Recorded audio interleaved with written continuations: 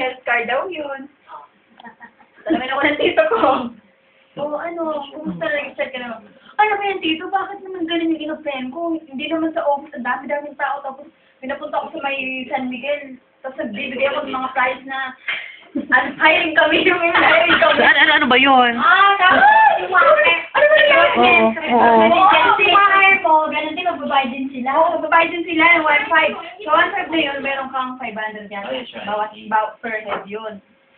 Ay, Diyos ko, malulok ako. Yung mga hair, ganun din ang trabaho. Alam ko, biting mo ng bahay. Hindi na ako papasok doon.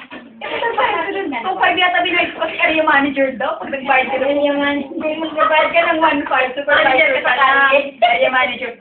Hindi siya area manager. So sabi ko gano'n. Doon sa may mega mall, nasasabi, punta ka doon sa office. May sabi na ganito naman niya, ganyan. Ay, ano ba yung nangyari sa akin? Nataloko ako. Magkano binayad mo? 2.5! Ay! Ako wala. Kagagaling ko ng Bicol noon. Kagagaling ko ng Bicol.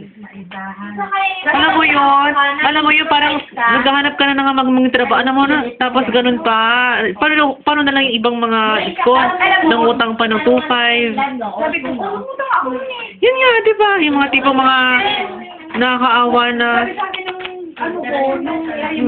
nung manager ko din. Sigaw ka lang kasi uupo ka rin sa ganito. Tapos, ay naku ma'am, hindi ko kaya magsabi. Naluloko tayo ng tao. Get na. Ay, so, bye-bye.